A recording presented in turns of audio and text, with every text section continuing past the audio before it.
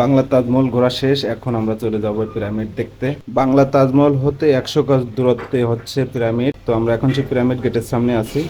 এখন আমরা প্রবেশ করব। তো একটা কথা বলে রাখি, আমরা চারজন এই যে আমি রয়েছি। না না না আমি তাজমহলের যে টিকিট, একই টিকিটে পিরামিড দেখার সুযোগ আছে। মানে একসঙ্গে দুটো টিকিটের মূল্য কেটে নেয় 150 টাকা করে।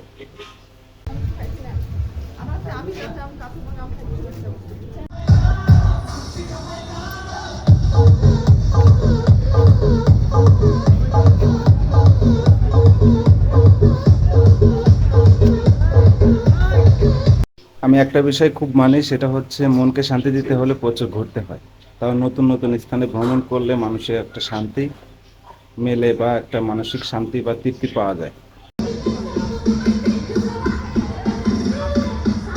ঘুরতে ঘুরতে আমরা চলে আসলাম ফুলের রাজ্যে। বিভিন্ন আকৃতিতে গেট করে করে সেখানে ফুল বাগান করা হয়েছে। মানে বিষয়টা অনেক সুন্দর এবং ভালোও লাগছে। হেঁটে হেঁটে দেখতে খুব সুন্দর লাগছে। তো আমরা সঙ্গে আসছি 3-4 জন। তো এক একজন এক এক রাস্তায় ঘুরতেছে, দেখতেছে, বলতেছে এই পথ দিয়ে গেলে পিরামিড দেখা যাবে, ও পথ দিয়ে গেলে পিরামিড দেখা যাবে, যেরকম একটা হয় আর কি। কিন্তু ওই যে পিরামিড দেখা যাচ্ছে। ঘুরতে ঘুরতে শেষমেশ আমরা পিরামিডের দেখা পেয়ে গেলাম। এখন আমরা পিরামিডের ভিতরে প্রবেশ করব। এটা হলো প্রবেশ দ্বার। তো ভিতরে আসলে একটা ভয়ঙ্কর আকৃতি, বিভিন্ন ধরনের মুমি বানিয়ে রেখেছে। আসলে এগুলো কাল্পনিক।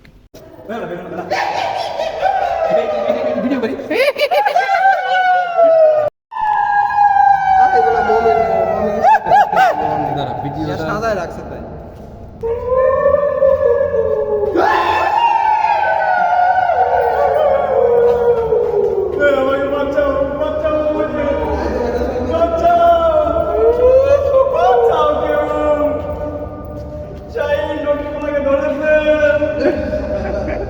এইটাই সবচেয়ে ভয়ঙ্কর।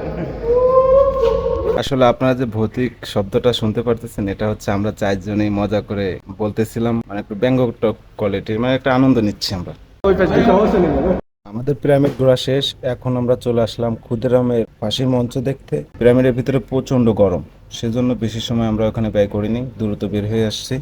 এখন দেখবেন হচ্ছে ক্ষুদিরামের ফাঁসির মঞ্চ। খুব সুন্দর, মানে মানুষ এখানে বেশি ছবি তোলে।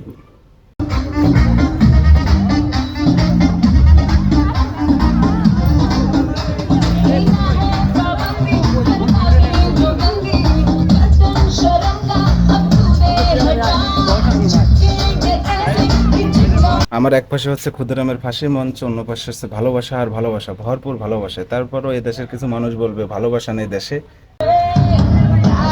বাংলার তাজমহল এবং পিরামিড ঘোরা শেষ। এখন আমরা বের হয়ে যাব। তো ঘোরার মধ্যে একটা আনন্দ আছে, মজা আছে, ফুর্তি আছে। তো এই আনন্দ ভাগাভাগি করে নিতে হলে বন্ধুদের সঙ্গে করে নিয়ে ঘুরতে বের হবেন।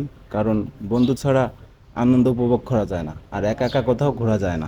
তো আজ এই পর্যন্তই। সবাই ভালো থাকবেন, সুস্থ থাকবেন, আমাদের জন্য দোয়া করবেন। সকলের সুস্বাস্থ্য কামনা করে আমরা বিদায় নিচ্ছি। আল্লাহ হাফেজ।